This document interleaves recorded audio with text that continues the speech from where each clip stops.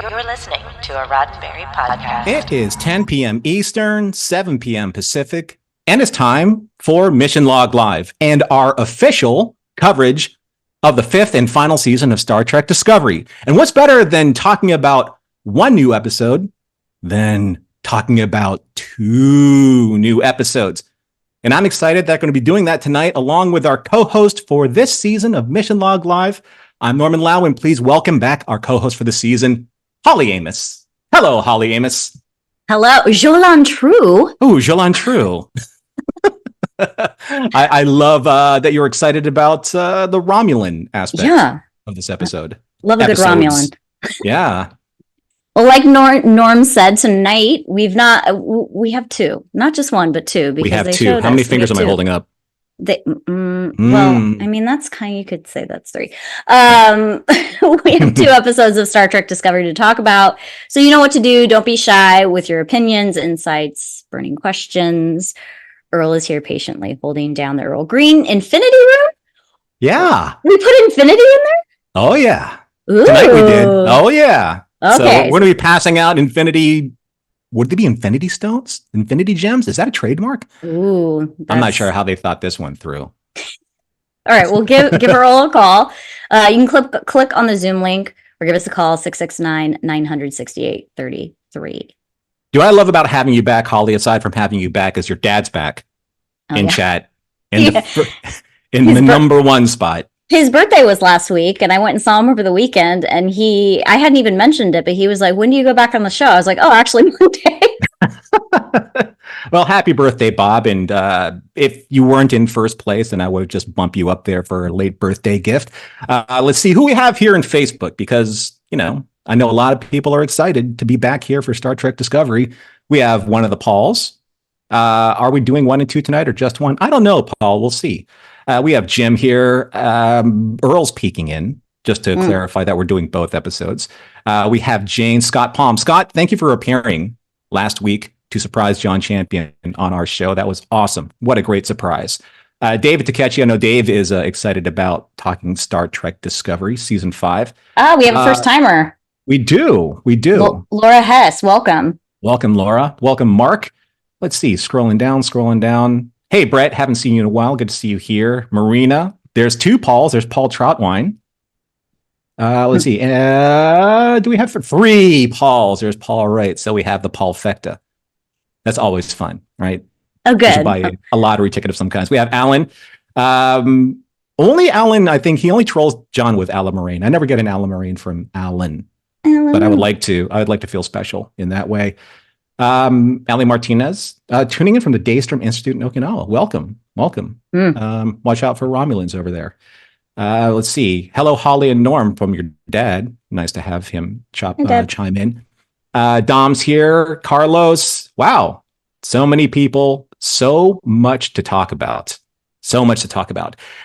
Before we get into the meat and potatoes of the show, Holly, why don't you let everyone know how busy we've been at Mission Log and the Roddenberry podcasts. And very what's coming busy up for this week. Yeah. Very busy. So coming up this week on Mission Log, we have an exclusive interview with the writer and story editor for Star Trek Voyager, Lisa Klink. Mm-hmm. Please also check out all of our new shows at podcast.roddenberry.com, including our newest podcasts, Mission Log Genealogy, Trektivism, and Does It Fly? I've already worked a little bit on Does It Fly, and I think that it's a fascinating show.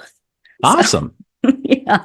Also, please make sure to like and subscribe to our content on youtube.com/Roddenberry Entertainment.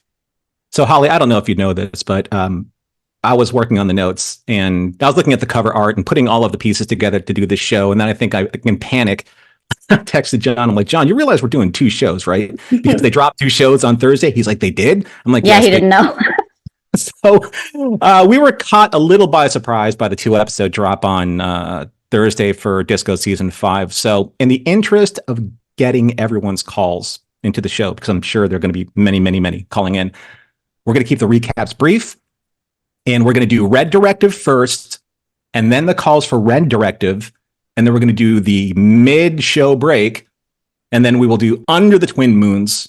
And then we will do the discussion for that episode and then wrap it up. So make sure that you get into the Earl Green Infinity Room as soon as you can and let them know which show that you want to discuss. You want to discuss Red Directive, or do you want to discuss Under the Cherry Moon? I mean, Under the Two Moons. I keep thinking Under the Cherry Moon.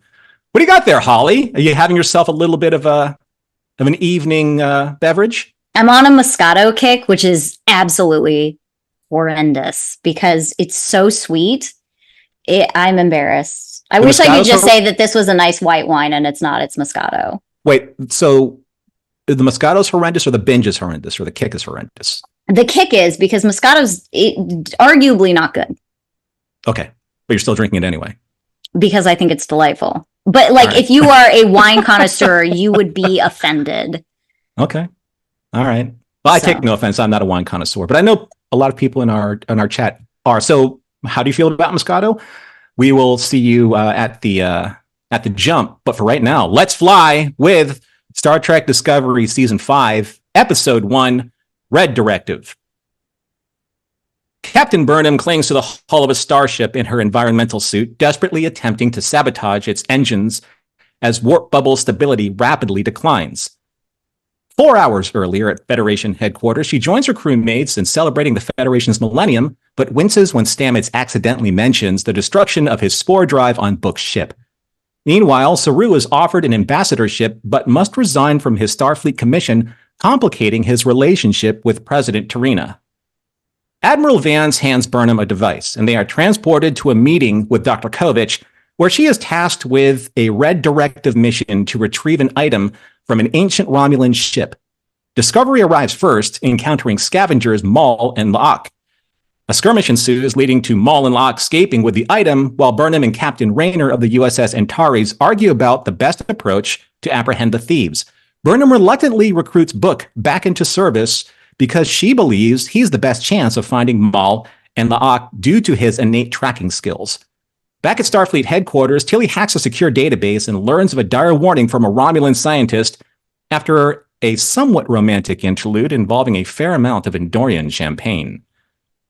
On Kamau, Burnham and Book pursue Maul and Locke, who've already met and killed their synthetic fence, Fred, who not only opened their Romulan puzzle box, but also recorded the contents of the hidden diary inside. However, as Burnham, Book, and Raynor give chase on sand speeders, Maul and Locke trigger an avalanche to evade capture. Burnham and Raynor work together and order Discovery and Antares to save a settlement from the oncoming sandstorm by plunging both starships with shields up into the sand and shielding the village. In the aftermath, Burnham and Book reconcile but acknowledge their strained relationship. Saru accepts an ambassadorship, proposing to T'Rina. Fred's recovered memory clues in Burnham to that a Romulan, a doctor named Villic, discovered the life-creating technology of the progenitors, a race claiming to be the source of all humanoid life and once encountered by Captain Jean-Luc Picard. And with that, Discovery sets course for Lyric and the answer to the clue of the twin moons. The end. Thrilling. Progenitors. I know. Did I get that right? Well, they're the progenitors, right? Yeah, they're from The Chase. The Chase. Which is right. An episode of The Next Generation. So if you guys want to go back and watch The Chase. They're also arguably the preservers from the Paradise Syndrome, which it's not said in The Chase that that's who they are, that they're the same thing, but that's who the writers and producers meant it to be. And I believe Star Trek Online canonized that in their little canon, game canon. So if you guys want to go back and watch the Paradise Syndrome too, the original series. Yeah, you were going to do some research on that. And also, not to be confused with a great mid-1990s movie called The Chase with Charlie Sheen and Christy Swanson. No, don't watch that. You won't know what's going on. Also, a wonderful cameo by Anthony Kiedis and Flea. Just saying, yeah. But it doesn't connect to this, so. No, not at all in any way. How did you feel about this episode? Did this meet your expectations for just the hiatus that we had for between seasons 4 and seasons 5 right now? I mean, I think that it's a good setup, but I'm really torn about the direction that we're going because, you know me, I love a good reference and I love callbacks and I love tying things in. So and the progenitors, like we never heard about them again. Like this episode happened, and it would seemingly be a big deal, and then we never heard about them again. And I wonder that a lot when like seemingly huge things happen in the canon, and then it's like fundamentally ignored forever. So while I like that we're addressing this, and if you guys go back and see what Frakes had to say about it, because he directed the chase in TNG, so he's very excited to like revisit it, as am I. But I'm also, the other part of me is like, they're in the future and they can do whatever they want. Let's do something new. So I guess it depends on how this unfolds. Right. But that's my position now. I do feel like the saving of the planet was wrapped up a little bit quickly. I feel like maybe that should have been a problem a little bit longer. But anyways, those are my immediate feelings. Yeah, I mean, there's a lot. They're going to have to wrap up between now and this is a 10 episode season, and it's the final season of Discovery. So there's a lot. I mean, I wouldn't say there's a lot like riding on the series, because it's not really going anywhere after that.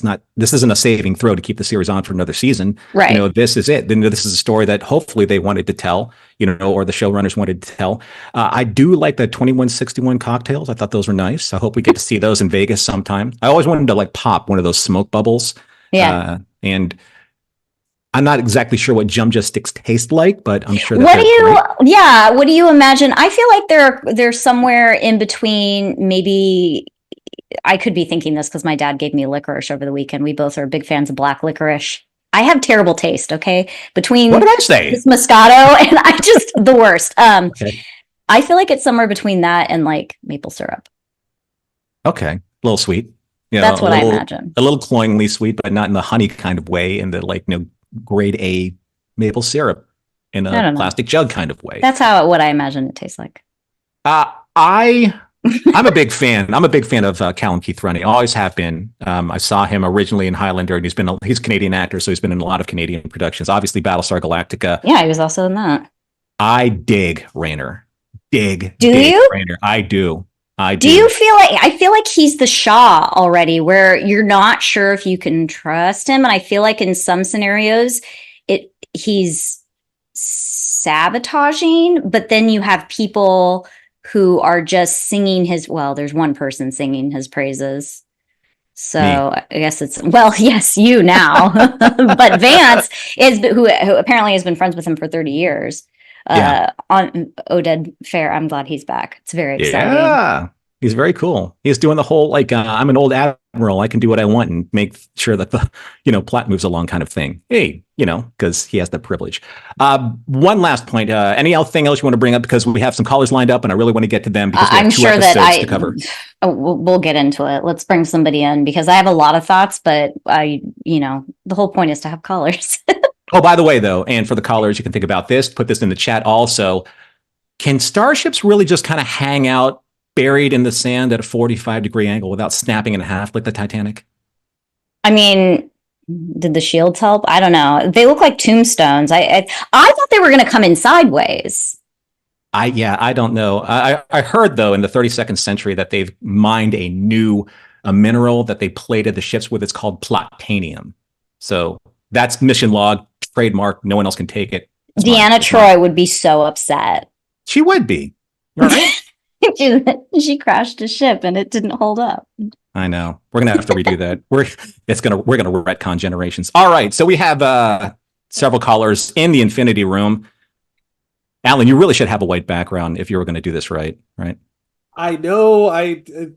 I'm still stuck in lower decks mode. I'll see if I can work something out for later on. I do have the right shirt though, so we're good. You do, yeah. You got the stars, the starry thingies in the drink.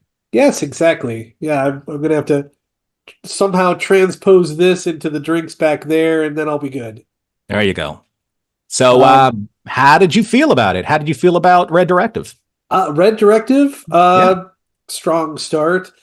Just briefly, just to get it out of the way. Based on what they looked like, I always on DS9, I always pictured Jumja sticks as being kind of mango-y.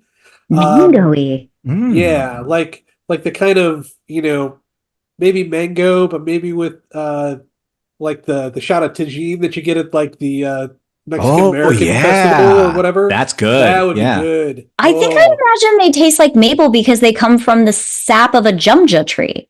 And they were said to be really sweet. I don't know. That works too, yeah. They look like rocket pops to me. A little bit, yeah. There's it's the shape. Okay. but yeah, as far as the episode goes, I think it's a strong start to the season. I liked that we got right into it. Although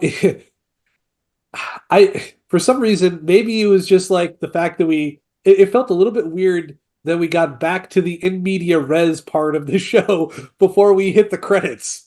Like, I was like, shouldn't this be like after the credits and then we get back to Burnham on the top of the ship? I don't know. That was just... Yeah, I mean, sometimes they put the credits so far. I mean, the credits are supposed to come after the teaser, but the teaser is so long sometimes that I'm like, I get jolted by it starting so late sometimes. Yeah, it's almost like an entire minutes. act. Right? Yeah. It's like a prologue plus act I was one, like, all of a sudden... I mean, the show's almost over. Yeah.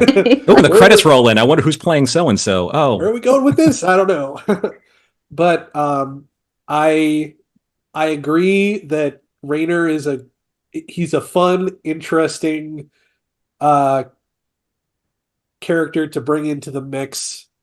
Do you like are you pro Rayner or are you like sus on Rayner? Because I'm suspect.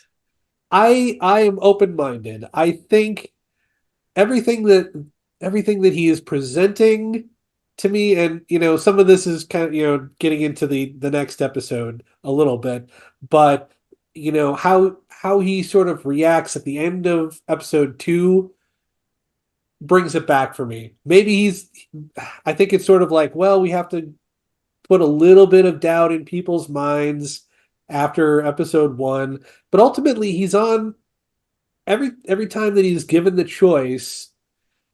He may wait until like the very last minute to do it, but he does the right thing. So I'm on board with him so far, and I think he's going to be a nice like kind of spark to get the other characters motivated and keep everybody kind of maybe on their toes a little bit, but provide a little bit of energy as well to everything.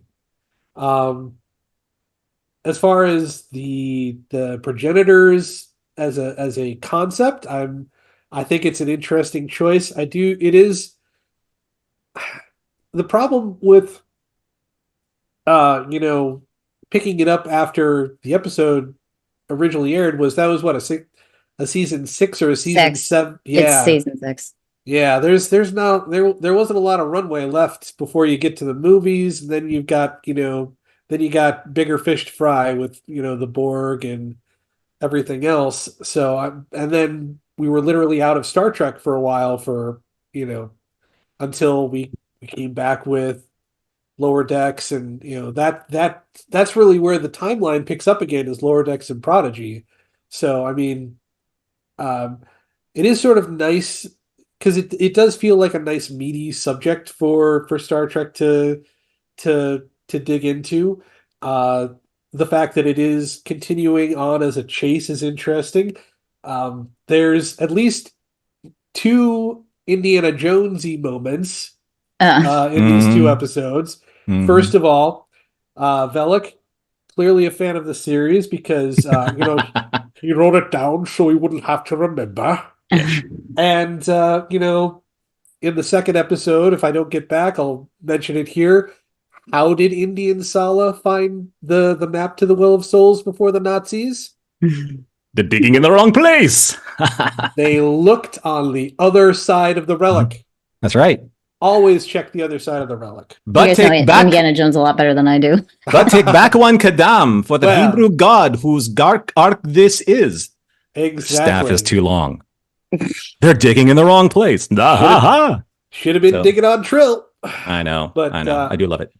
But yeah, that's kind of like my sort of rough overview. Just a very, very, very good strong actiony start to the show, and I know there's probably many other callers on the way, so I will happily cede the floor. And if we get back around for some episode 2 thoughts, I'll be back. But if not, it's been a pleasure, Holly. It's great to have you back. Thank you. And hope to see you guys again for the rest of the season. Great seeing you, Alan. I heard that Earl can be easily bribed by mushroom burgers. Yeah, I'll have to whip something up here. Yeah. So hopefully we'll get to see you. But if not, thanks for calling in. Yeah. Always great to see you, my friend. Talk to you later. All right. Thanks, Alan. Next up, we have one Paul of the 3 Pauls tonight.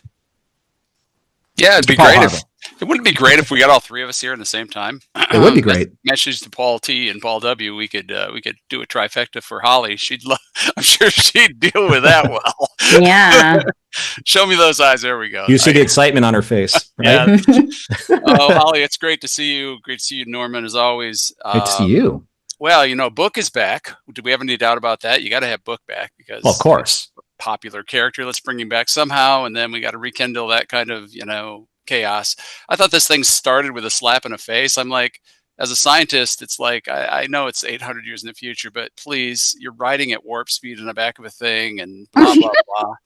And then, who said these things are made of steel, right? Because they always reference mag boots, and magnets only work with steel and iron and stuff. You would think, well, and then it just sort of goes downhill where they take the ships and stick them in like popsicle sticks. It's like, I know it's in the future, but those kind of things drive me crazy. But then you introduce this character that I'm in love with because he's me, the retiring guy, which is sort of the throw over from Picard, which I really appreciated the two. He's like the Shaw, and he's like. So you're talking about Rayner, right? Rayner, love this guy. Yeah, yeah. I think everybody loves him. I'm still so suspect of him. I feel like he might be sabotaging something. Well, he could be sus and still like him. It's kind of like what Spock said about, he's like, I don't understand why you guys like, well, we can admire him and hate him all, at the same time, right? So he's just doing what he thinks is right, and he's in charge. So he has a disagreement with our captain. He's a lot like Shaw, Holly. You hit it right on the head. Written very similar. Let's see. We have a point of contention from one of the Pauls. He says, got to suspend your disbelief at a certain point. Plus, it's the future. Which Paul was that? That's right. Dubs. Yeah. Well, Dubs and I have a couple points in contention around football too. So hey, if we're not convincing about something, we're not having fun. So there you go. I appreciate his view always, as always. One last thing, huge shout out for the throwback to the progenitors. I think it's about time. Too bad it's 800 years. You'd think they would have done something by now, but so the progenitors are actually the chase. The episode The Chase was inspired. I don't know how many people know this, but that episode was inspired by Carl Sagan's Contact, which is like one of my favorite movies and one of my favorite books too, because obviously the film was based on a book. So I'm curious to see like how it unfolds by way of like how much is it going to continue to be inspired by Carl Sagan. Looking forward to it. So that's my take. I'm not gonna hang. I'll go back to the green room and see back to the green room, see who's there. I got some. I don't know. I just watched the second episode, and oh man, there's some magic moments in there. Oh, love that episode. So all right, we'll hop out and turn it over to the next person. Good to see you. All right, thanks, Paul. Great to see you. Thank you. Thanks for being here. All right, so next up in our ever revolving door of fun, we have Nani. Nani, welcome back. Nice to see you again, like back-to-back episodes here on Mission Log Live. Well, I can't be here next week. I'm going to be on a plane, so I figured I should try to squeeze in this week. So plane to where? Plane. Oh, well, I'm in Hawaii, but I will be on my way back from the East Coast taking the, I now have an adult child as of this weekend. And we're going to do the last kind of check at the college. Oh, cool. Oh, the college trip. We put that deposit down. Yep. Good old college trip. Yeah. On our way back from that. So not a whole lot I can do if the plane doesn't have Wi-Fi. So. Fair. So, how did you feel about episode 1 from season 5? Have you been a big Star Trek Discovery fan? We've never really talked about, where you are with the new Trek. I pretty much like all Star Trek. I have not watched all of Prodigy and Lower Decks, and that's just because there's only so much time of the day and I have lots of papers to grade. True. So I'm still, catching up on that. But my whole family were looking forward to Discovery coming out, and watched it first with with the whole family and just enjoyed it. And then my kid wanted to go to bed. I was just like, what? No, there's another episode. So I had to wait before I could watch the next episode. And actually, at that point, I got the kids' permission to just go ahead and watch in advance as long as I promised to watch again later. I'm like, yeah, I can do that. But I did do a second watch of both episodes, and I decided to put on my psychology of Star Trek hat. I'm like, okay. Do what I have my students do. I haven't done this like for a new episode in a really long time. It's been quite some time since I've tried to do this. So I wasn't even trying that hard, and I came up with over 20 psych terms. I'm not going to go through all 20, don't worry. Just from episode 1. Wow. So we've got, some really basic emotion ones like disappointment, then there's avoidance versus acceptance, the different kinds of love, endorphin rush, and then the thing I'm probably going to talk about, just because it's like one scene and it covers like a whole bunch of terms, and that way I can kind of get them all out. The scene in the desert when they're chasing after Maul and Locke, and then they shoot at the cavern, and then there's the whole avalanche and all of that. So the whole debate as they're going is between, it's like a short-term versus long-term goals thing. So one of the classes I teach outside of psychology of Star Trek is psychology of adjustment. And it basically teaches students how to take a bad habit that they have and try to change it. And so one of the hardest things is because your long-term goal is the thing that you want to have happen, right? The big change that you want to make.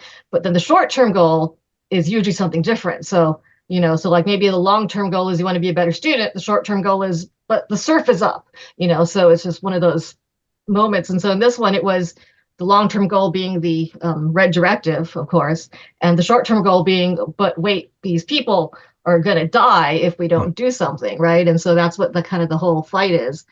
As they're debating it, you can look at it from two different kinds of conflicts, with either the approach conflict, meaning there's two good things, and you got to figure out which is the better of the two. So that would be saving the settlement versus saving the Federation, or and pretty much everything in psych is this way. You can, it depends on how you word it. So there's also the avoidant conflict, which is losing the ship or losing the settlement, as in the ship taken off, or them losing the people in the settlement. And so when you've got these kinds of conflicts, it causes what we call cognitive dissonance. My students have proven that there is cognitive dissonance in every single Star Trek episode. I've gotten to the point where I'm like, you can't use the same term again. So they're like rotating through all 20 students, like, so someone always says cognitive dissonance, but they just can't say it again. And then I thought there was a cute little stats thing talking about the when Rayner was saying, there's I can't remember what the numbers were, but he was like, statistically, it wasn't necessarily going to make the shooting at the cavern wasn't necessarily cause the avalanche. And that's psych uses a lot of stats, and understanding that stats are just odds. And so you can't actually, just because something is likely to happen doesn't mean it's going to happen, right? Right. And then, of course, this one's a very psychology sounding term, the self-fulfilling prophecy. This is the idea that you think something's going to happen, and so you end up acting a certain way so that something actually does happen. Right. So if you have a friend and you're dating someone and you're like, oh, I don't like that person. That person's really stuck up. And then the way you behave is kind of really off-putting. So then the person is also acting that way. So then you're like, I was right. They're stuck up. But it's like, well, yeah, because you didn't treat them well. So in this case, the shooting the entrance to the cave causing the avalanche, right? They were worried about it, but it didn't happen. But then it unfortunately still ended up happening because it gave Maul and Locke the idea. Right. And then that's the confirmation bias thing. You know, like, of course that happened. Yeah. See, you're going to do well on the course, Yeah. Norman, when you show up. Actually, I'm glad you brought that up with the two short-term, long-term goals, because Maul and Locke were doing the exact same thing when they were on the Romulan ship. They're like, do you want the pebble or do you want the mountain? Exactly. That was a great line. Yeah, great line. Mm-hmm. And there was also just when Raynor's ship had the Maul and Locke ship and the tractor beam too, right? It was like do we save them or do we save the mission, right? So that's same thing. Well, a lot of that stuff is kind of like predicated on like the Kobayashi Maru training. Like, are you going to do this in order to sacrifice this? And John brings this up in like mission log all the time. It's the trolley problem, right? Are you going to turn one way in order to save one person, but end up jeopardizing or possibly hurting or killing like the rest of the people that are on the trolley? So those are always kind of like these like micro adjustments, right, in the decision-making process. But ultimately, like Kirk said, it's test the character, right? There's no wrong or right. We have about one more topic, maybe a short topic that you'd like to talk about episode 1. And then we're going to go into the ad break. And then we're going to go into maybe one more caller for episode 1. And then we're going to go into episode 2. So anything else on your mind there, Nani, before we have to let you go? No, it was a good start to the season. I definitely enjoyed it. Yeah. And I'm flying out on Thursday. I'm like, man, I'm going to have to wait until Friday to get to see the episode. So the crosses we have to bear, right? I know. Yeah. For the kids. Anything for the kids. Right. Exactly. So good luck on that trip. I know that trip. I have been on that trip with my parents and my siblings many, many times because, of course, you have to go on a college trip with your siblings, even though you're not looking at colleges, because that's the family vacation. Thanks, Nadia. I hope Thank you. I'd like to make it to one of your classes very soon. I definitely want to make it for Far Beyond the Stars, because that is one of my all-time favorite episodes of ever. We will be waiting for you. Yeah. Great. All right. Thanks so much for calling in. Great to see you. Thank you. And be safe. Thank you. Bye-bye. Bye. We're going to take one more caller. We're going to take Cherie. Laura, or who do we have, Earl? We have a couple. Did Laura pop out? Because Sherry is like here with us. Laura's after Cherie. Laura's up after Cherie. All right. Yeah. So we're going to do Cherie. Then we're going to do the ad. Then we're going to get to Laura. Then we're going to do episode 2. Does that sound good, Holly? Yes. You feel that? Let's do it. Yeah. All right. Let's do it. Okay. Cherie, you're up. You're in the hot seat. Hey. Yay. I would like to preface any of my criticism with the fact that I do love Discovery, and I'm mad that it's being canceled. But we critique the things we love. I We're understand. Star Trekers. Yeah. So it's bring on the critiques. Yes. So my first critique is that not only am I mad that Fred died, because he was very cool and I wanted to know more about his backstory, but also it doesn't make logical sense if you think about it for like 3 seconds, because he claimed that he hadn't seen something in like 600 years. So he's over 600 years old. He's presumably been doing this for a while. He would have encountered people who are just as dangerous as Maul and Locke doing what he's doing. He's probably encountered them before.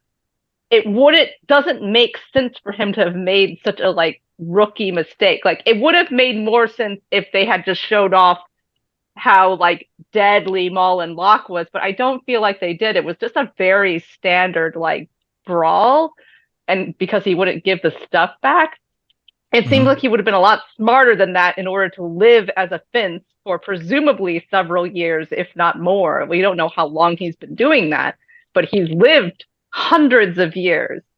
Does it make sense for him to make such a basic mistake? Fair. I mean, I was just like, my whole take on the whole thing was like, Sung again? Are you kidding me? Yeah, I mean, as Data's my all-time favorite character, so I love anytime we make references to him. But again, like, we're in the future; we can do anything we want, and we're gonna talk about a 600-year-old Soong type android who looks just like Data. Here's a weird thing though. So I thought that he looked more like Data than Data did in Picard. I'm sorry. I'm just going to call it like I see it. I thought he looked great. I thought Fred was really just. He was like the Brent Spiner of old. He was like seasons 1 and 2. Great. Yeah. It would have been so cool if they had at least given him one more episode. I'm not asking for a lot here. He doesn't have to be a main character. he might just be like a head, very cool. like Time Zero data, right? He's just a head, hanging out in medbay. So yeah, I don't know. I just thought he seemed very cool, and the fact that we didn't get any of his backstory and they just murk him almost right away, which is just not only disappointing, but like I said, just doesn't make any logical sense. Really annoyed me. And also when the bridge crew, when Woshikun and Reese go with Michael on the away mission, they are like immediately put in these little like things. Can't do anything. And it's like, oh wow, yeah, because if you're allowed to do anything, we'd have to develop your characters, which we absolutely refuse to do. Oh snap! My constant frustration with Discovery. They have these really cool looking bridge crew, but we don't know anything. I don't even know their jobs. Like, I don't even understand when they're sitting in the command chair why they're sitting there. It like doesn't make any sense to me because it's like we don't know what they do. Well, they stand around and wait for the whip pans for the camera to go around the bridge. I mean, that's kind of. I feel you. I mean, no one like champions, not John champions, but no one champions like Asian men in Star Trek as much as I do, to the detriment of so many people listening to our Voyager podcasts right now. So, but yeah, I love Philip Kwok Chun. I think that Reese is great. I think all of the characters are great. You're right. Hopefully they'll get some due in the next it's now or never. Yeah, really. And I heard him interviewed on a podcast, the guy who plays Reese, and he was talking about, oh yeah, we all have like backstories that the characters have, the writers have written up and everything. Why are you not giving them? And not just like backstories, like we have writers dedicated to every character, and I'm like, what are they doing? Well, to be fair, okay, and this is my theater girly coming out because I did theater for a really long time. I was a dancer, and when I was in musicals, I was always an ensemble person. I was never a lead. I never wanted to be a lead. They don't get to dance. I wanted to dance. A lot of my characters I would write a backstory for, so that I knew how to react on stage, even though no one in the audience is going to know about it. It helped me as an actor. I'm sure that's why it helps with their motivation. Even if we as an audience never get to know it, I would like to know. I agree with you. I would like these characters to be developed on screen, but having a background written for them, even if we don't get to know, is fairly common. Kind of like a series Bible, but just for the people that need to understand what's my motivation, that kind of thing. I just think once you know a person's name and you see them visually regularly, you should know at least a few things. Like more than we know. I understand. I think your frustration is shared by a lot of people, so unfortunately, but that's hopefully again, we'll see a little bit more, character development or some kind of heroic gesture by some of these characters. I mean, why not? Any last thoughts, Sherry? You're kind of like on a rampage. I dig it. But my background, I would like to briefly explain my background for anyone who has not seen The Good Place. It's just another favorite show of mine. That's who that is. Great show. Yeah. So the instant I saw the Infinity Room, I'm like, it's Janet's void. Where's Janet? It's just her void. Yep. I had to put Janet's void up because I'm like, they just stole Janet's void. Kovic just stole it, and Janet's just mad. You got to put like one of those infinity things in Janet's hand right there, like with her palm sticking up, so that that would take more time than me just searching it online. Do it. You're determined. All right, Sherry. I have enough time.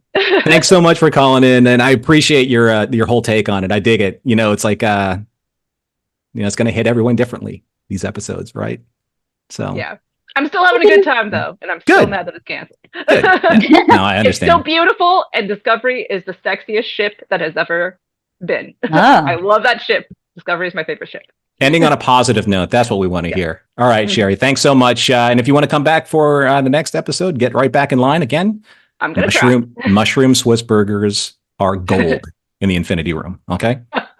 All right. See ya. Thanks for calling in. All right. Thanks. Bye. And we have I'm going to change things around because I can do that. I'm going to have Laura up, and then we're going to do the ad after that, because I want to finish up all of our episode 1 callers.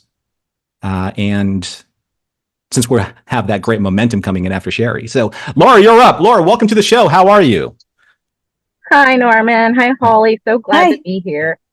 Like I said in the chat, first time I'm joining you guys live. Awesome. I only just recently finished catching up on the live podcast of Just Disco, but I've got like all of Picard and all those others to still do. But it was a little chaotic for me getting on here, and why I was kind of late to getting in the queue. I'm in TV news. I covered the eclipse today, so I only got back in town just like 30 minutes before this show started. So how many fingers am I holding up? Can you see everything? Is that good? Yeah. All right. Okay. It means that you didn't look directly into the sun. Yeah. I was running my news camera during a live shot, so I actually only caught one glimpse of totality out of a 4-minute window. So I was a little upset about that, but stuff happens. But what I really wanted to say real quick about the first episode is the first thing that kind of took me out for a second, but I didn't let that stay. I wanted to stay into the show because I love the show. Was when Burnham says this is not how I thought the night was going to turn out, which of course harkens back to the first episode of season 3 when she gets spit out by the transform and is like, this is not how I thought the day was going to turn out. And I was like, oh, they called that. It was a little cheesy, but it was fine. Now, Laura, I have to ask, since this is the first time you're calling, so where are you in your like Star Trek fandom? Do you watch all of it? Do you love all of it? Are you like newer to the newer Trek? Everything in between? Yeah. TNG was my growing up experience. I've been a Star Trek fan my whole life, but I haven't really gotten involved in the community. And that's one thing I'm really missing is Star Trek friends. Like I just had one at work and then he moved to another station. So now I don't have him again. But I love everything about Star Trek. I love Discovery especially by season 3 when Discovery came out. I was like, this is the new Star Trek we have all been waiting for, or at least me. And then of course Lower Decks is beautiful with all of its irreverent comments, and Picard was great, of course. I'm looking forward to Section 31 the most because Michelle Yeoh is just insane. She's an Academy Award winner now. That's right. We have an Academy Award winner, yeah. And then the only other thing, like Cherie was just saying about the Infinity Room, the other thing that I felt like they kind of stole was, what is it? Tatooine, that in Phantom Menace that they go to the sand planet with the sand chasers. I was like, oh, are we on Tatooine? Yeah. It felt there were sections that did feel very Star Wars to me as well. Yeah. But I did like how they stopped the ambush with the 2 ships. That was really cool, I thought. And then their outfits, Book Burnham and Raynor, they were in blue, red, and green. And so that just immediately took me to Legend of Zelda, Triforce Heroes. All right, we got the colors. So I enjoyed it. It was good. And I'm really looking forward to this Raynor character because he seems very interesting. Yeah, I think it's interesting when they bring a character like him in that's like a kind of like a curmudgeon, like someone who's seen like too much action. There's a great a few lines in Star Trek 6, where like, Spock says, have I become so old and so inflexible that it constitutes a joke? Like, how do we get past ourselves? Are we kind of like the problem, in this organization that's trying to actually grow and thrive? And, we're holding on to these kind of like these archaic and kind of, traditional ideals that don't really fit anymore. I mean, is this who Raynor is? And, but I also like the fact that he has wisdom. He has, he has training, he has experience, he has wisdom, he has mileage underneath the captain's chair. So it'll be interesting to see like what he does with that, with Burnham. Well, and not to speak too much on the second episode, but I mean, the fact that Suri was like, you need to find a force that can withstand you, Burnham. So I was like, there's a good point. Right. Very, very cool. Well, I'm so glad that you called in. Please call in again. And I think that you want to stick around for the ad because there is a community out there that you might want to participate in. So I just want to let you know, thanks for calling in. If you want to get back into the chat for the second episode, please do. Don't be a stranger. You are welcome here. And everyone in chat is very thankful that you showed up to come talk to us tonight. I've been practicing it. Wakoni Yi Kwan, everyone. Oh, Look at Holly. You just made Holly's night. Better than the Moscato. Yeah. Yeah. Guys, All right, thanks for calling in. you. Appreciate it. Take care. Take care. All right, Holly. As I've been promised, I've been threatening. It's your turn to get on the mic because we're going to talk about, we're going to get back to the show after the word, well, not really to our sponsors, but a thanks to all of you, our supporters on Patreon and on our Discord. Yeah. So this is what happens every week on Discord, and it continues to grow. So there's a lot of stuff. So on Sundays, Matthew Comagis hosts New Voyager, and that's our international chat discussing the most recent mission log podcast, but it's at like a friendlier time slot for those who may miss After Dark. We also have Heather Barker hosting Disco on the Discord. That is our weekly chat covering the most recent Discovery episode every Wednesday night at 8 p.m. Eastern. Also Wednesdays at 10 p.m. is Kon-Tiki, which is our conversation and meetup live chat. And that is hosted by one of the Pauls, Paul Harveth, who we saw tonight. Yay. Mm-hmm. And of course, we have our flagship live chat, Mission Log After Dark, every Thursday night at 7 p.m. Eastern, discussing the most recent Mission Log podcast drop. And to close out the week, we have the Zocalo. I said that right. Was good. Yeah, that was good. Okay. You practiced it for at least 30 to 45 seconds. Our Friday night live chat about Babylon 5. I'm not a Babylon 5er, so I had to make sure that I it right. But I know that we have a lot of people that are Babylon 5ers. Many of the group are watching it for the first time. Yeah. So that's exciting. Very cool. So this is all made possible by our fantastic supporters. And just like them, if you would like to participate in these live chats and get access to all the content on Mission Log Patreon, please consider supporting us at patreon.com/missionlog. See, Holly, just like riding a bike, right? I guess. Except this bike just got a lot bigger with a lot more pedals and a lot more wheels. I don't remember the last time I rode a bike. I might crash. Well, maybe I'm terrible at it. I don't know. I don't know. The Moscato might actually, help. What do you think? I'm not proud of it. Okay. I'm not proud of it. No, but you're still drinking it, which I support. Okay, folks. So like we said, this is a double feature for all of you baseball fans, a double header for all of you chewing gum fans. It's double your pleasure. Let's do this with Star Trek Discovery Season 5, Episode 2, Under the Twin Moons. Burnham ponders her own and humanity's purpose aboard Discovery while contemplating the progenitor's ancient technology as a potential source for answers. Saru interrupts with a repair progress report before bidding farewell on his final day. Well, almost. Shortly after, Burnham faces an inquiry into Captain Rayner's questionable decisions on Kamau. However, she is reluctant to criticize him in front of Federation officials. Vance presses Burnham for answers, and when she admits to disagreeing with his decisions in the field, Rayner defends his actions, citing ongoing threats leading to a heated debate with President Rillick.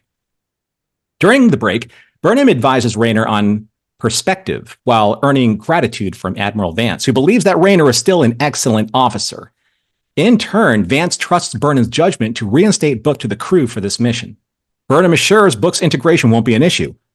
Book and his cat, Drudge, join Discovery, and Burnham briefs him on their mission to find Dr. Velik's hidden technology. Meanwhile, Dr. Culber profiles Maul and La'ak, and Burnham assures Book's place on the team.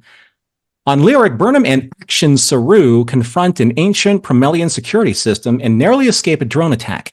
Rayner provides valuable assistance from afar, hinting at Tilly and Adira to disable the system inside the eye sockets of an ancient statue with an electromagnetic pulse via Burnham overloading her phasers as makeshift EMP grenades.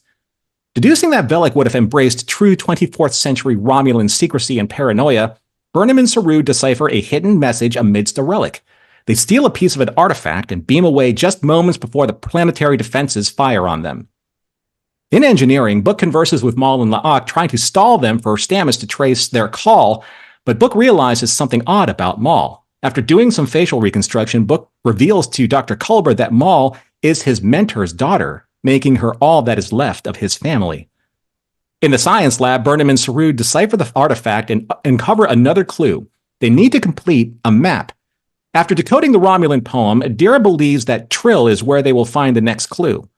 As Saru takes leave from his captain, they reflect on their journey together, leaving Burnham to ponder who will be her new number one.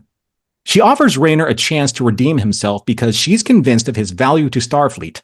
Rayner accepts and warns Burnham that he isn't a yes man. The end. Mm. Do you know how hard it is to take these scripts and turn it into something about 300 words? I know, it's pretty impressive, actually, that you're capable of doing that. Well, I didn't do it. My rabbits did it for me. But I did feed them quite a bit of lettuce in the, as bribes. What? So here's the secret. So what I do is I write the entire thing. And then I basically throw it into ChatGPT and say, turn it into this many words. And then just kind of like edit, polish, and then, that kind of thing. So yeah, I couldn't write these things. It's very concise. Yeah. Sometimes I feel like I'm missing some detail, but the bigger picture is there, right? Yeah, I mean, presumably the people watching us have watched that episode too, so. David Takechi says, I mean, I understood the synopsis. Then again, I watched it. I mean, yeah. See? Right? So thanks. So I was talking to John about this and I go, well, how long do I make these things? And he goes, well, presumably people have already watched it before they, come to the show. So they already know what's going on. So just basically a skeleton synopsis. So all that aside, I have a question for you and for the audience, because I was really, really, really thinking about this. Okay. So I went back and forth between what is the red directive? What are the parameters of the red directive? Because it's like the Omega directive or the Prime directive or whatever, right? If Rayner is being questioned by Starfleet officials, primarily the cool dude who's ever like an alien that we didn't see before, and then Rillick and Vance. The guy that was sitting to Rillick's right, I have no idea what he's so cool looking, right, cool. And I don't know who or what that is. I mean, it was cool looking. So, but the whole thing was, didn't Kovic say that a red directive is by any means necessary? And if lives are lost, then so be it. I mean, presumably, yeah. So if that's the case, then why are they putting Rayner on defense? Yeah, raking him over the coals for something that he was told to do. Right. He has essentially red directive is like, do whatever it takes, get the job done, no fuss, no muss. Right. I also don't think that, I mean, listen, from a storytelling standpoint, us being in the dark about what's going on, fine. But telling these people to do a job and then not giving them any context is wild. Right. Like here's a cake that you need to bake, but we won't give you any instructions on how to bake it. But whatever comes out at the end is fine. No. And then you get punished because it didn't come out right. Right. The red velvet directive is what that is. Oh my God. How's that Moscato now? Okay. So we have a couple of repeat offenders, I should say, lined up. Right. All right. So let's one last thing, Holly. Anything else that you want to bring up before these guys bring it up? I'm sure whatever I want to say will come up. Okay. All right. So we're going to bring back Alan to the chat. He's in the rotating door through the Infinity Room into the airwaves. And what's happening, Alan? We're back. We are back. Who'd have thought? All right. So I got to ask you something. So did you take episodes 1 and 2 as kind of like a two-parter since they released them together? Or did you feel like you liked one more than the other? How did you feel about these two together? Well, it did sort of feel like an intentional move to like, okay, we're gonna release these two episodes together because they're kind of definitely like, people will be wondering about stuff after the first episode. We want to get them into a second part. Plus, it's kind of a little bit of a coda for this chapter of Saru's role in the season. I expect that he will continue on and will be a part of the rest of the season in some capacity, but it's clear that this is kind of like the passing the torch moment, and now the rest of the season can be Burnham and Rayner while Saru is off doing his thing. So it's kind of a natural break point in the season. I kind of saw it that way. I don't know if I preferred one episode over the other. I kind of liked the how kind of personal the second episode felt, where it was just Michael and Saru on the planet dodging the eye missiles. So yeah, I don't know. I might give it a slight edge to that one. I want to ask you this, Holly. I don't know how you feel about it or how the chat feels about it, but since this is the final season, and since we only have 10 stories to tell, they released 2 on one day, which means that when you and John come back, we're talking about 8 left, as opposed to 9 left. And opposed to having just even one more week feels like you're going to draw out the season just 1 week longer, so that you have a little bit more of a fond farewell as you're counting kind of like the goodbyes of the Fellowship, because in the Fellowship of the Ring, there are 20 goodbyes at the end of Return of the King, right? which makes the movie really, really long and really meaningful. But now, it's kind of it's great to have the 2 in front of us, but now we only have 8 behind us or in front of us, and it really shortens, makes us, I don't know, does it make the season feel shorter? Like they're trying to end it? I mean, yes, but I'm always concerned about their ability to wrap up such a big story in the amount of time that we have left, too, because they've been able to do it, but not always well, in my opinion. And I really hope that they don't get to a point where we're in the last or second to last episode where I'm like, no, there's too many, there's too many loose ends to tie up. And I don't feel like it's like reading a book and getting to the end and realizing that there's not enough time to wrap it up. And you're like, oh crap, there's going to be a sequel that I'm going to have to read too. So you're saying that not everything ends with all good things coming to an end. That's right. I kind of have that feeling as well. That's definitely kind of been my experience with definitely the last couple seasons of Picard, to a certain extent, season 4 of Disco. There is sort of we're just and in a way it kind of makes sense because you don't want to lose momentum over the course of the season, but it feels like by episode 8 of 10 every year, there's just okay, well, we've got eight episodes worth of setup for 2 episodes worth of conclusion, and how is it going to work? But they don't just have to wrap up the season either. They have to wrap up the season, the series, and the characters. So it's threefold this time.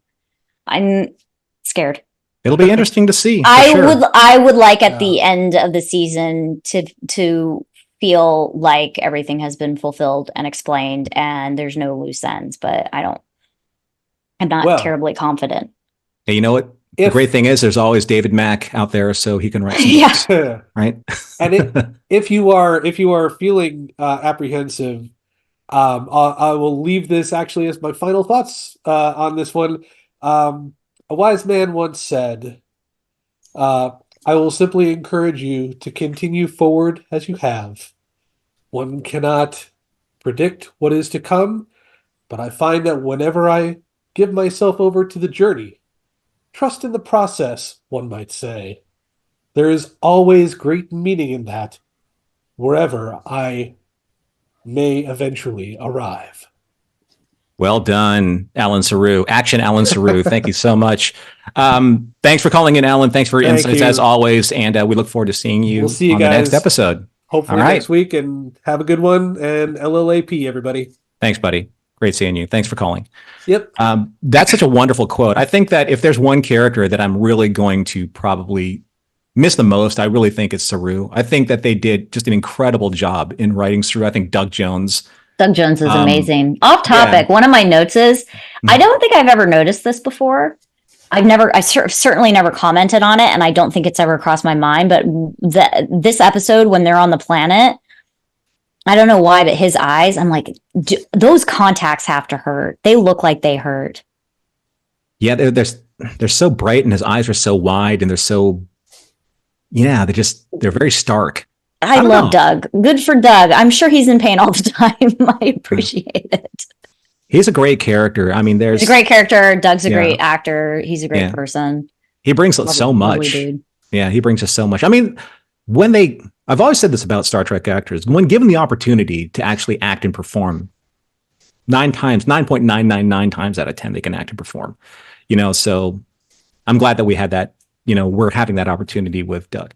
All right. So we have Paul coming back through the rotating door of the Infinity Room. Welcome back, Paul, for episode 2, Under the Cherry Moon. Back. Or Under the Twin Moons. I always say Under the Cherry Moon because I do love Prince. I have to point out that I was so intrigued by Cherie's comments that I think she should be a lower deck character. The speed of her delivery and her passion is just amazing. She threw down. She was down. Absolutely awesome. So this is gonna be one of my favorite Disco episodes ever. I mean, this show is inherently plagued with Burnham's over sentimentality sometimes in the role of a captain, which just sort of goes ugh to me sometimes. It's just this over emotional thing. But the goodbye to Saru, particularly if you've ever met Doug Jones, because he does that to you. If you walk up to Doug Jones to get your autograph, he will grab you and put your head touch. Yeah, right. The head touch. Yeah. If you've met him, it just rings. And then after that, something I wasn't expecting was her embracing this older guy's, loss of a job as in turning it into an opportunity for him to be himself in a place where he's needed. And it was just incredible. I haven't had that feeling, it's just boom, just the energy in my body, I could feel it change because of that scene. And just remarkable acting for both of them. And it was just an honor to watch it. I thought that was incredible. I would have loved to seen that on a stage, live. It came through the television. It would be amazing. The director must have just been, really pleased with their work there. And one last shout out to an actor we didn't mention earlier was we got to have Cronenberg, right? It's so always good to see him. So that's all I got on the second one. I'll turn it over to Cherie. Bring your energy, girl. I want Kovach's glasses, man. Those glasses are super cool, right? I'm surprised that he's still there because he was just some random call because he happens to live in Toronto, and they're like, "Hey, you want to come be on Star Trek?" It's David Cronenberg. Right? I know. We talk about him. I mean, so obviously there's a lot of other people talking about him. So great ad. But all right, too. See you later. Maybe Thanks, next week. Paul. Who knows? Absolutely. Bye. Thank you. Right. Yep. Go get him, Cherie. Have fun. Okay, so teeing up Cherie for your call. This is episode 2 now, so we can put aside episode 1. The Red Directive is in the past. We're looking at the present. We're looking at Under the Two Moons. How'd you feel about Under the Two Moons? Now, Holly and I were talking about we like, I guess, I don't want to speak for you. I don't want to speak. I want to put words in your mouth, Holly, but I think we like more character-driven, quieter, a little bit more introspective moments. I think that was this episode for sure for me. And I did like a little bit of kind of like the treasure hunting fun of it, although not entirely original in my book. But hey, you know what? Nowadays, what is? No, right? I mean, sure, we're like actually putting a puzzle together, which is also the drones feel. I was like, oh, it's Arsenal of Freedom. I knew you were going to know that. I was like, I'm not even going to look it up. I'm just going to look at Holly's notes because I knew you were going to know that. So, Arsenal of Freedom. Very, very early TNG episode. Yar is still there. That's right. That's when they like fire at those little wacky things that like fly out of they're like, drones. In like it's the same thing. In the plastic forest. Yeah. All right, but that's not our time. It's Sherry's time. Sherry, bring it. Bring it. I was wondering, because this relates to both of the episodes. I was surprised, but not super surprised that they decided to go with the progenitors. I was just laughing. I was like, haha, that one episode in TNG that they're like, this is so important. This changes everything. We will never mention it again. Yeah. Until now. And it's like, right? Until now. We didn't but the entire concept, though, because I remember talking to somebody who's not really a Star Trek fan when they found out that I'm like a fan and work for the... Anyways, they were like, but why is everybody a humanoid? And I was like, well, because we're all humanoid shapes and we're human actors playing but the progenitors actually that explains why we're all humanoid, because we all stem from the same thing. Yeah. I do think it's funny that they kind of look a little bit like the founders, though, and that's kind of like the opposite of what the founders wanted to do. Yeah, and it's the same actor. Oh, it is? Salome Jens. Yeah. The ancient humanoid is the same actor, Salome Jens. She's the female changeling too. That is why they look the same. That's why they look. That's the same person. That explains it. They're like, hire that one person that we hired that one time who had like the most blank expression on their face and don't really have any features. Yeah, that person. Sure. Salome Jens? Yeah. Okay. We'll do that. Yeah. But because when they murked Fred in the previous episode, I was kind of wondering, I was like, and because he was freaked out by what he found, I was like, they probably won't, because New Trek hates to refer to itself. But like immediately forget the last season as soon as it's happened. They're like, okay, pretend that never happened. We made too many mistakes. New stuff now. But if they had wanted to refer to New Trek, it would have been super easy and made a lot of sense if he was freaked out because it was that species of synth that almost destroyed everything in Picard, because they were like, oh, hey, let's go help our synth friends out and destroy all of organic life. Children of Mars? It was the short treks, wasn't it? No, it was like at the end of the first season of Picard, when they were like, there's this race of synths somewhere and they're going to come and they're going to destroy everything. If we just send out the beacon, they're just going to destroy all organic life. Yeah.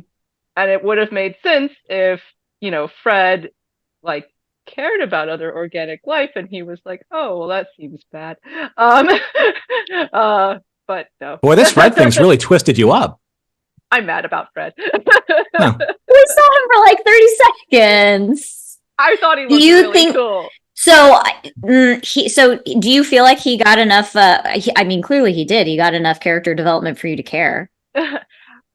Well, or did you just want to know more about him? Potential, yeah. I feel there was potential. You're upset about the potential. And I think the actor also did a really good job of he was great. Having a cool personality, in that, like, I did want to know more about what was going on with him. Yeah. There's 8 episodes left. We never know if we're going to go back. They're not going to. They gave him more personality. They do this all the time with their like random one-off characters. They gave him more personality than they give any of the bridge crew. You're not wrong. So I wanted to know more about him. But going into this episode, I would also say that I'm hoping the potential, since we're going to Trill, that we're going to hear more about Adira's experience as like the only human, or the only human that we know of that has a symbiote. Yeah. They never talk about it. Like Dax would talk about it every freaking episode. Yeah. And Adira never talks about it. Like after like it's no longer like plot relevant, but it's like that's such a huge part. I mean, hopefully it will become plot relevant since they're going to Trill. Yeah, I really hope that they actually talk about it, because it's almost as if like they don't have the symbiote anymore, but that's not possible. Yeah. So like they never talk about it. It's never like, oh yeah, my past life, did this or whatever, and that's why I know this. Although I do always kind of wonder for Deep Space Nine if Jadzia was like, because if you think about the past lives, a lot of the past lives of Dax, like Curzon was kind of a jock. He was kind of a jock. And then like one of them was like an acrobat, one of them was like a pilot or something. Like they were. One was a psychopath. Yeah. Yeah. And Jadzia has like multiple degrees in like science and stuff. Jadzia's the smartest Dax. So like I hear oftentimes they'd be like, okay, of course Jadzia knows all these things because they've lived so many lives, and it's like, actually, I think that's just Jadzia. I think Dax is kind of like just lived a lot of lives, yeah, but I think Jadzia is really smart. I know Curzon, I mean, he was a diplomat, so when diplomats do things, they go to a lot of parties, man. They press a lot of flesh, they see a lot behind the scenes. Curzon pressed a lot of flesh. got himself yeah, in trouble sometimes. there you go. Right. It's so funny too, because about Trill, like, so Holly, like the only note that you have here in full caps is you yelling at the TV. It's Trill. Why did you? Oh my God. They were like, oh, Beta Z. I was like, no, it's not. Did you hear what you just said? That's Trill. Was it not obvious to anybody else? I mean, it was, became obvious to Adira, but I was like, distracted by the pretty colors. Oh, no, I was yelling at the TV. They were like, oh, Beta Z. I was like, Trill. I was so mad. They figured it out. It's fine. All I got to say is that if Hasbro doesn't get on like making either like the Romulan, cryptic or puzzle box or like this map thing, I hope that fans out there are making like 3D versions of this map thing right now, so that you can like fit it all together. Because it's going to be a key. It's always a key, right? Yeah. You're going to get all these different puzzle pieces, and it's the key is going to unlock something that's going to show you all this kind of thing, and then all of a sudden there's going to be nothing. But like, what about our creation though is such a secret? Because they're acting like it's terrible, like it'll destroy everybody to reveal this info. Like Genesis device type of thing, like it can create stuff, but it can also destroy stuff. If you can, technology. If you can create life, then you can destroy it. You can destroy it. Yeah. All right. Well, I'm interested to see what everybody is in a huff about, because I was like, well, it's like what Bone says, is now we can do both at the same time, according to the Bible. Yeah. So, but watch out, here comes Genesis. We're going to do it for it in 6 minutes. Right. So, yeah.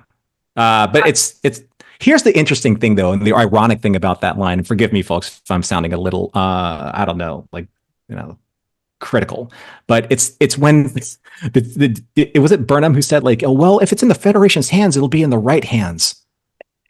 Presumptuous. Says who? Like, anyone.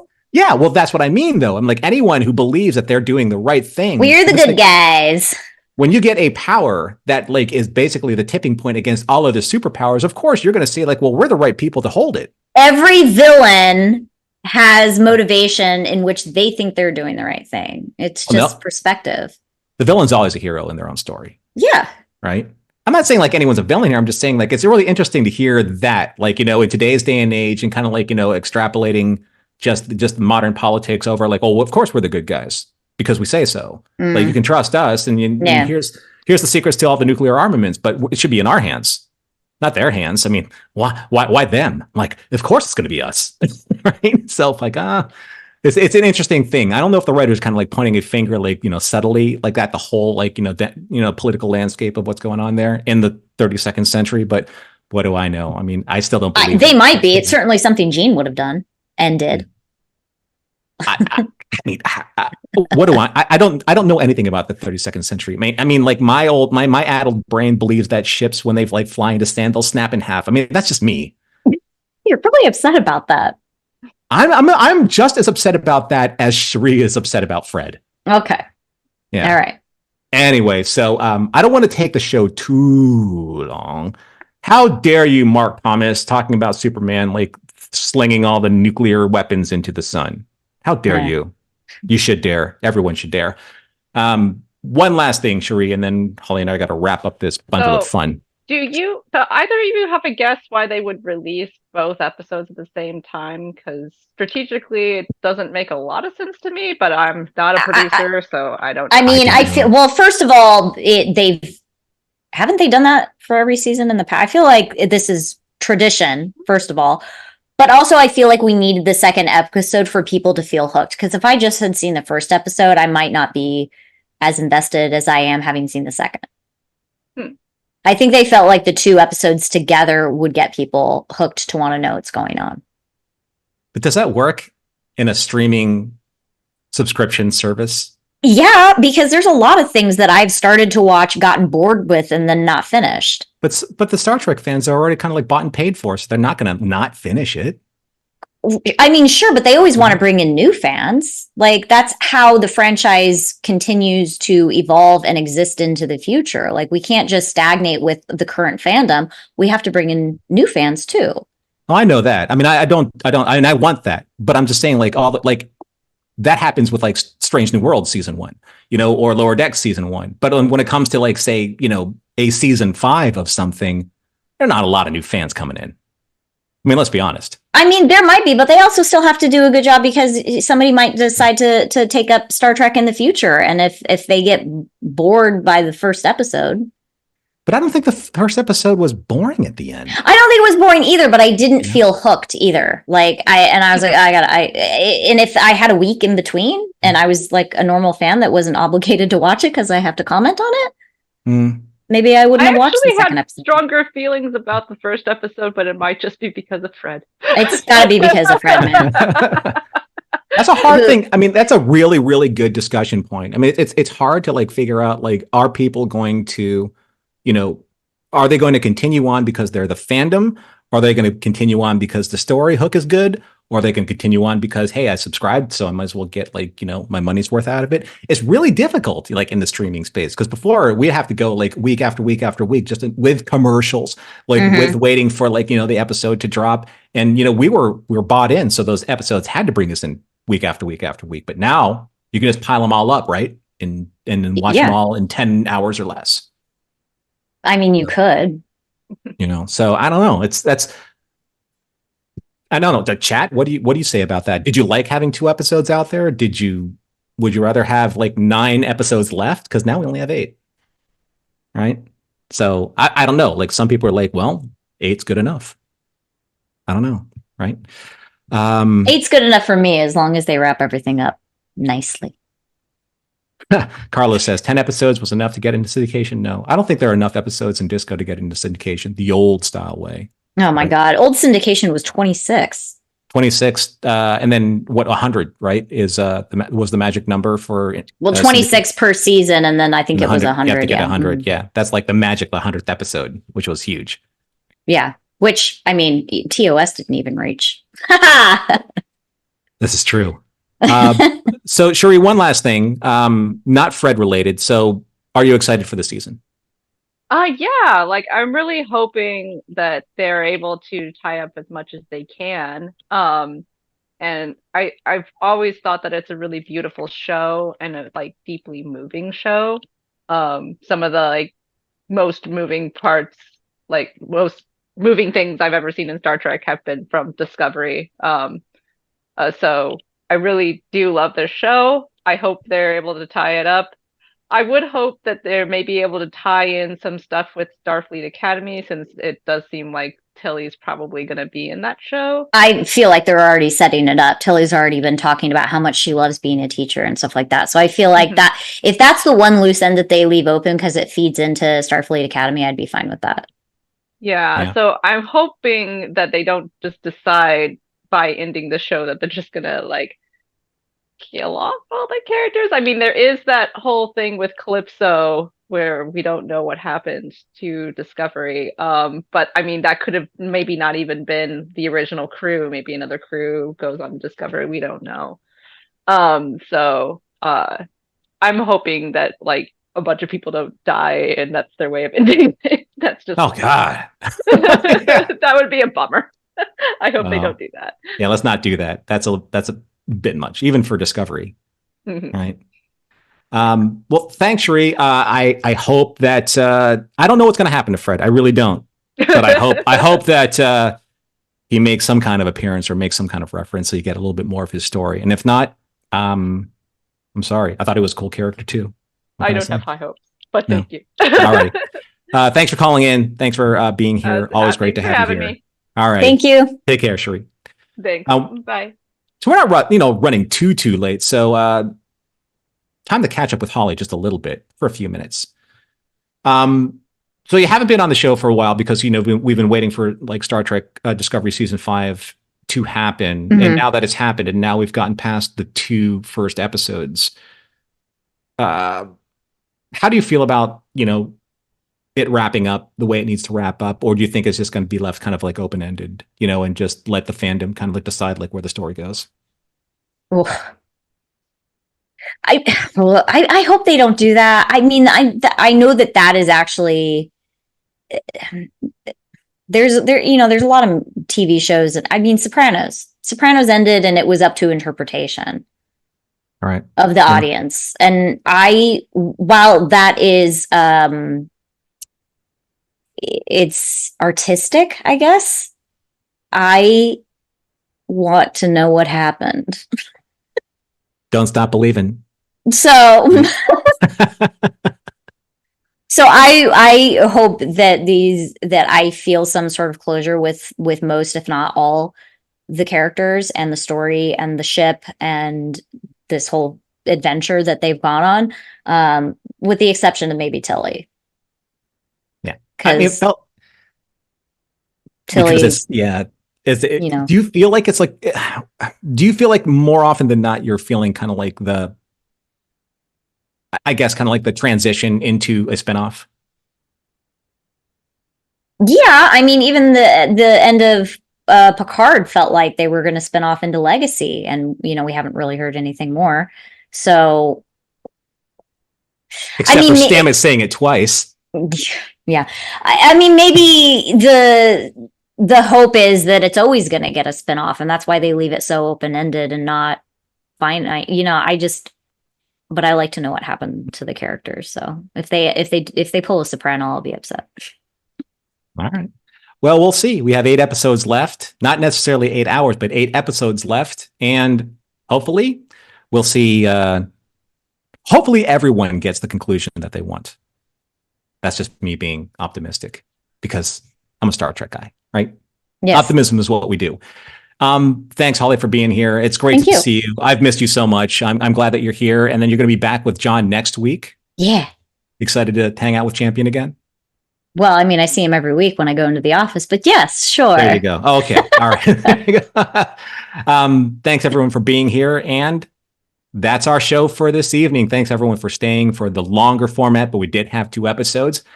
Mission Log Live is produced by Roddenberry Entertainment. Technical production on Mission Log and Mission Log Live done by the indelible Earl Green of the Earl Green Infinity Room.